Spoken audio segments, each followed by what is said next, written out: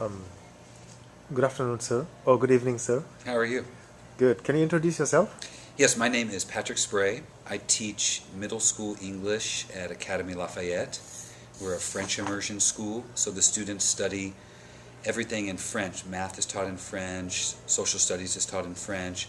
However, they get about 1 hour of English every day. Okay. Now I would like to ask you a few questions. The first one is, how do schools encourage parents to engage with their children's education in America? Great question. So this is my 20th year teaching.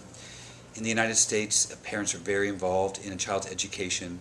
We use a lot of different tools to try to communicate with them. Of course, we send out newsletters every week from the school. Many individual teachers or grade levels will also send out weekly newsletters explaining what are the homework assignments, what's the class objectives during that week.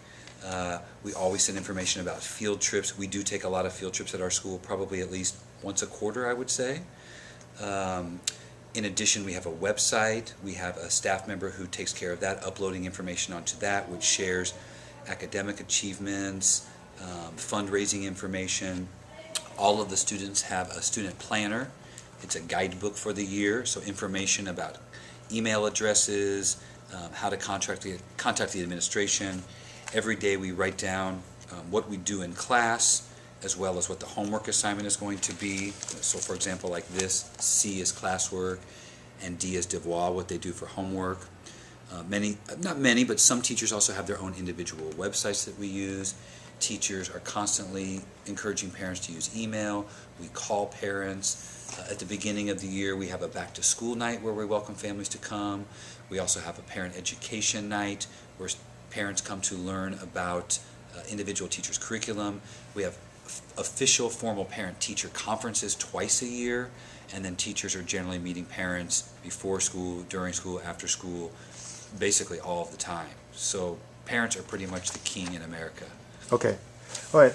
Another question is, does the school run any events throughout the year to celebrate the students' achievements where parents are invited? Absolutely. Maybe about 5 years ago now, the middle school started having a recognition assembly. So once a quarter and also at semester, we recognize students for perfect attendance if they come to school every day, for second honors if they earn all A's and B's in their classes, and then first honors if they earn straight A's. We invite parents to come. Students receive certificates. We announce their names. We give them applause.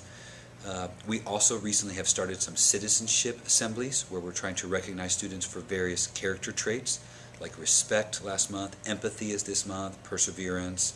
Again, we invite parents to come. Students and teachers nominate classmates.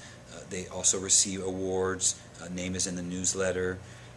We've invited parents to come to other things, not really official like this, but like our field day, field trip activities, and many times we'll recognize students with those things as well.